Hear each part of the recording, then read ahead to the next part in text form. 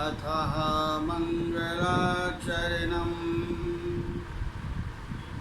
देवी प्रपन्नाति हरे प्रसीद प्रसीद मातु चक्षुखिलस्य प्रसीद विश्वेश्वरी पाहि त्वमीश्वरी देवी चराचरस्य। प्रवक्ता आधार पुरुषस्य नामः डॉक्टर कृष्ण नारायण झा, सहायक प्रोफेसर, जूठालाल संस्कृत महाविद्यालय मझौलिया, पश्चिमी चंपारण।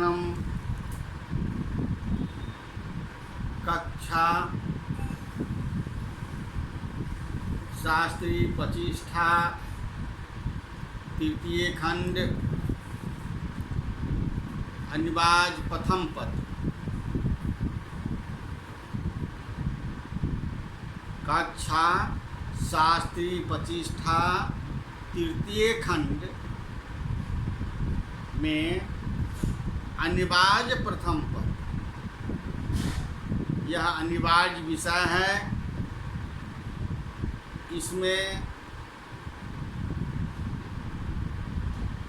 इसमें फेल तो पुनः परीक्षा देना ही पड़ता है। निर्धारित पुस्तक का नाम संस्कृत वाङ्मय का इतिहास। संस्कृत वाङ्मय का इतिहास जो अनिवार्य प्रथम विषय के रूप में इस विद्यालय द्वारा 100 अंक की निर्धारित की गई है। आज का विषय है संस्कृत महाकाव्यों के स्वरूप। आज के विषय है संस्कृत महाकाव्यों के स्वरूप।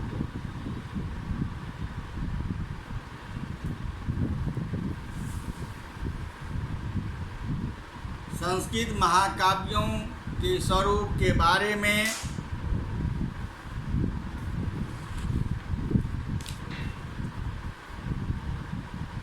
जैसा कि एक विद्वानों का कहना है कि साधारणतः काव्य के भेद 3 प्रकार किए जाते हैं।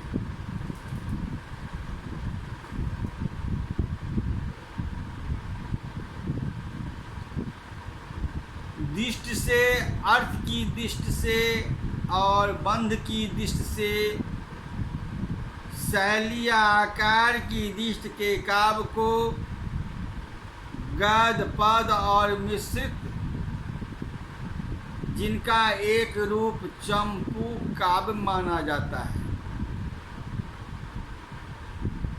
3 भागों में विभाजित किया जा सकता है। अर्थ की दृष्टि से काव्य के उत्तम, मध्यम, अधम, समान नामक 3 विभाग किए गए हैं। अब हम महाकाव्य का क्या स्वरूप है उसके बारे में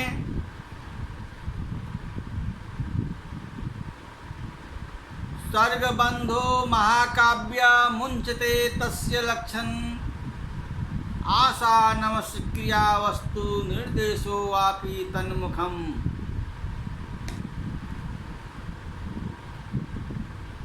इतिहास कथकोद्भूतिभिरदः सदाश्रयं चतुर्वर्ग फलायतं चतुरोद्वादनायकः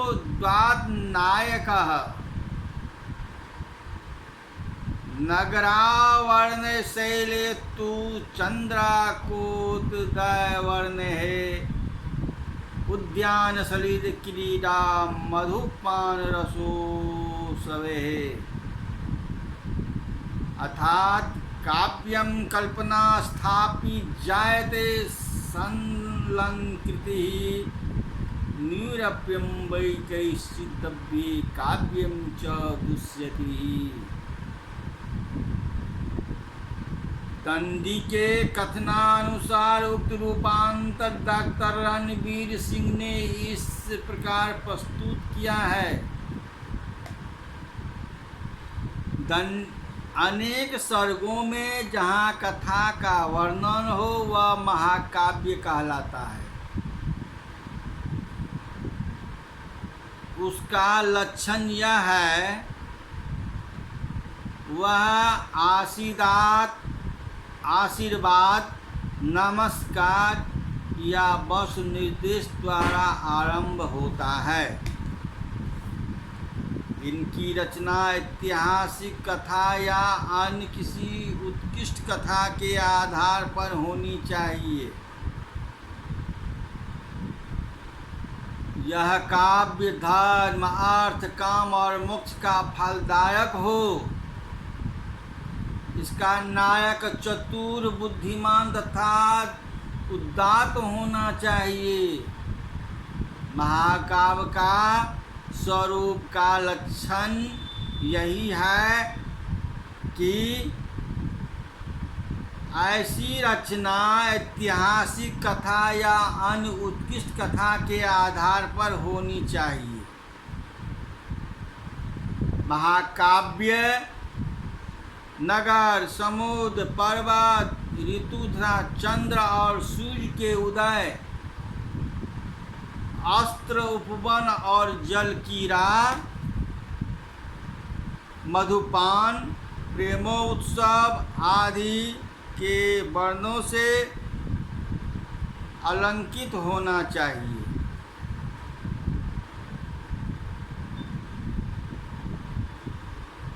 यह काव्य विरहजन्य प्रेम विवाह, कुमार उत्पत्ति, विचार विमर्श, राजदूतत्व, अभियान, युद्ध तथा नायक के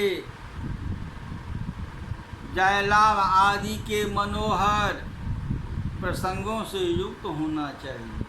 महाकाव्य का ये सब लक्षण है।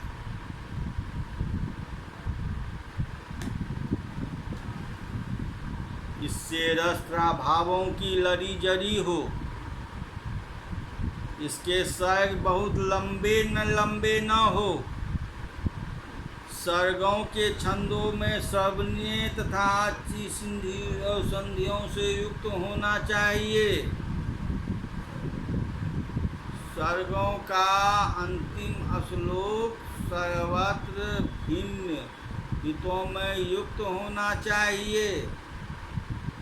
यह काव्य लोक रंजन तथा अलंकारों से अलंकृत होना चाहिए।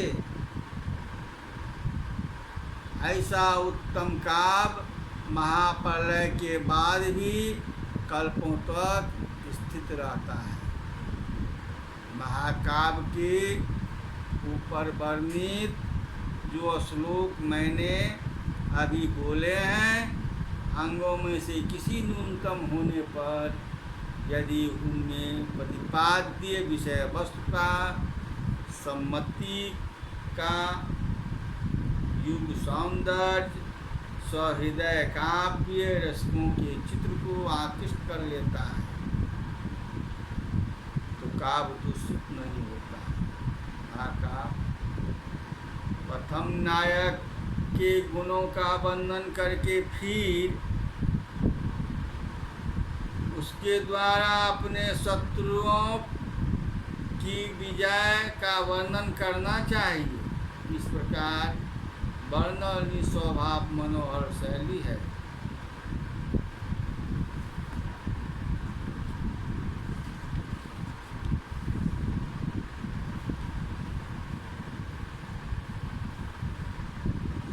महाकाव्य की कथा सर्गों में विभाजित होती है।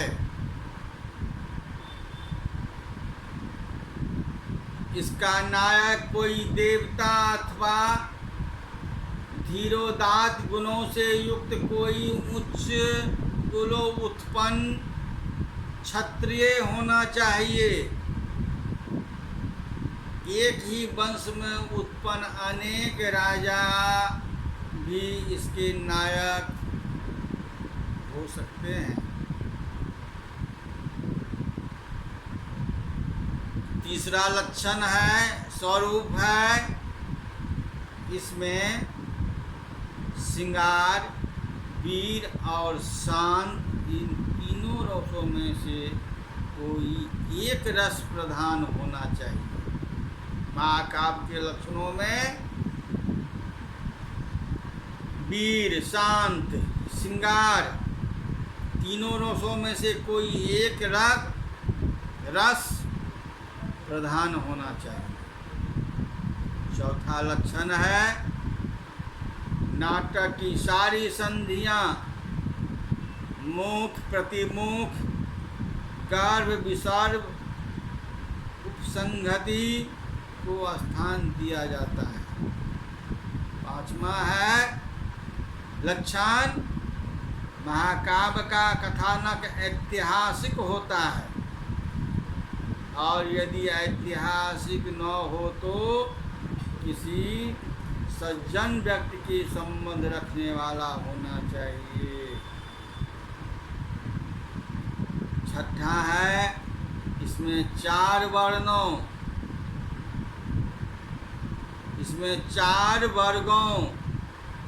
धर्म, अर्थ, काम और मोक्ष में से कोई एक फल रूप में होना चाहिए। और सातवां है, उनके आरंभ में, जिसे मंगला श्लोक कहते हैं, नमस्कारात्मक आशीर्वाद वचनम तथा मुख कथा की ओर संकेत के रूप में मंगलाचरण वर्तमान होना चाहिए। इसमें कहीं कहीं दुष्टों की निंदा और सज्जनों की प्रशंसा होनी चाहिए। इनमें सर्गों की व्याख्या 8 से अधिक होनी चाहिए, और उन स्वर्गों का आकार बहुत छोटा अथवा बहुत बड़ा न होना चाहिए। प्रायः प्रत्येक स्वर्ग में एक ही छंद का प्रयोग होना चाहिए, और स्वर्ग के अंत में छंद परिवर्तन उचित है। कहीं कहीं किसी सर्ग में विविध शब्दों का प्रयोग भी हो सकता है। प्रत्येक सर्ग के अंत में आने वाली कथा की सूचना होनी चाहिए।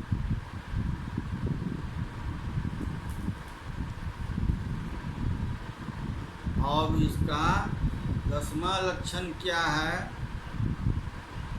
स्वरूप क्या है महाकाव्य की, इसमें संख्या में पूर्व, जैसे सूर्य, चंद्र, रात्रि, प्रदोष,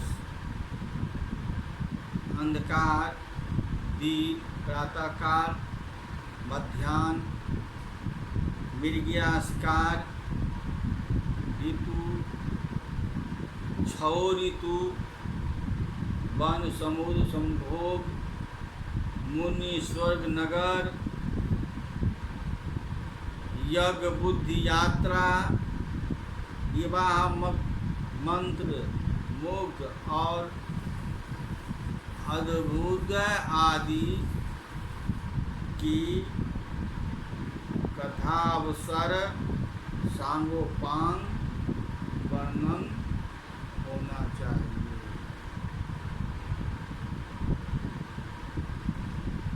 महाकाव्य का नामकरण कवि, कथा वस्तु, नायक अथवा किसी अन्य व्यक्ति के नामकरण पर होना चाहिए।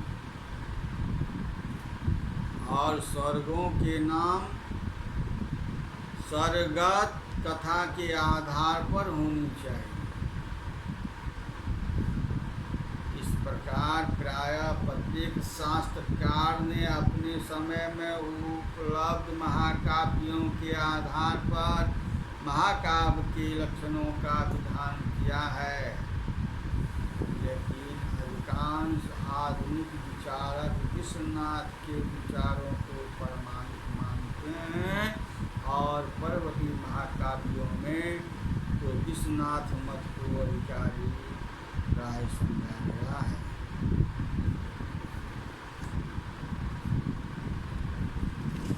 महाकाव्य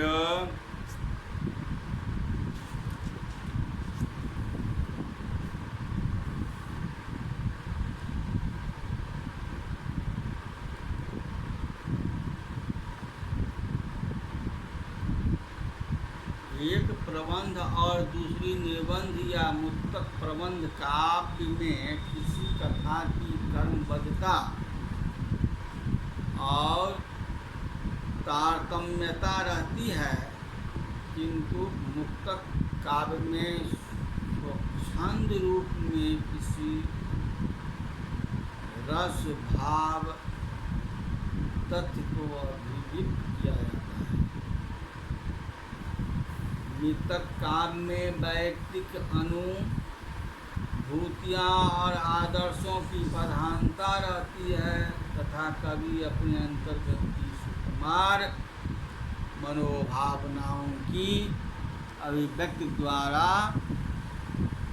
हर्ष विषाद हास विलास संयोग वियोग आदि का चित्रण कर पाठकों को मनभावन कर देते हैं।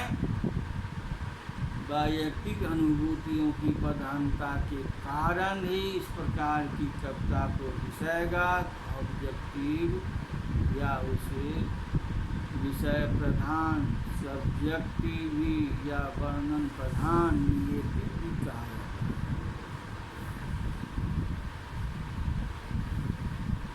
प्रबंध काव्य के तीन भेद महाकाव्य, खंड काव्य और एकाध्य काव्य नामक माने जाते हैं और संस्कृत के प्राचीन आचार्यों, पाश्चात्य समीक्षकों व हिंदी आलोचकों ने महाकाव्य के लक्षण भी निर्धारित किए हैं। महाकाव्य की स्वरूप रेखा को स्पष्ट किया गया है।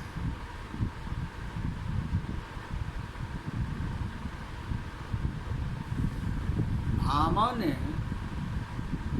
महाकाव्य के लक्षण निर्धारित करते हुए काव्यालंकार में लिखे हैं। श्लोक है सर्गबंधो महाकाव्यम महताश्च महस्सुच यत् अग्राम्य शब्दमर्थश्च सालंकार सदाश्रयम् मंत्रदूतप्रयाण जिनकायकाम्भोधयश्च यत् पश्यभिसन्धिन्या युक्तं नाति व्याख्यायेमि मृदिमतं चतुर्वर्गाभिधाने अपि भूयसार्थोपदेशकृतः युक्तं लोकस्वभावेन रसश्च सकले पृथक् नायकं प्रागुपन्नत्य वंशबीजसुतादिभिः न तस्य बन्धं भूयादन्यो कर्षाभिः तत्सयः यदि काव्यशरीरस्य न स्वव्यातिपेष्यते न चाभ्युदयभक्तास्य बधादो ग्रंथस्तवो आधार पर, उक्त विवरण के आधार पर भाव काव्य के लक्षण इस प्रकार निर्धारित किए जा सकते हैं।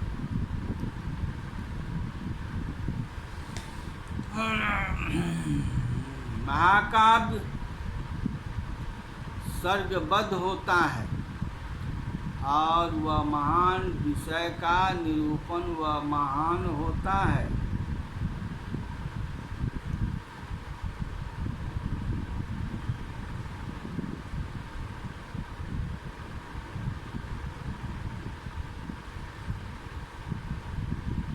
महाकाव्य सर्गबद्ध होता है और वह महान विषय का निरूपण महान होता है तथा इसे अग्राम शब्द सुंदर अर्थ अलंकार से युक्त तथा तत्पुरुषाश्रित होना चाहिए।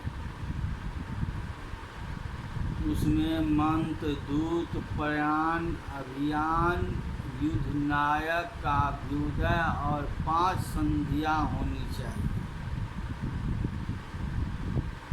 वह बहुत व्याख्या के योग न हो और उत्कर्ष युक्त हो। उसमें धर्म आदि चारों वर्गों का वर्णन हो तथा समस्त रसों पर पृथक पृथक निरूपण।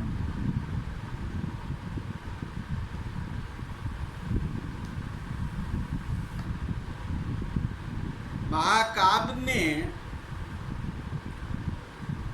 कुल, बल, शास्त्र अध्ययन आदि से नायक का उत्कर्ष बतलाकर फिर पुनः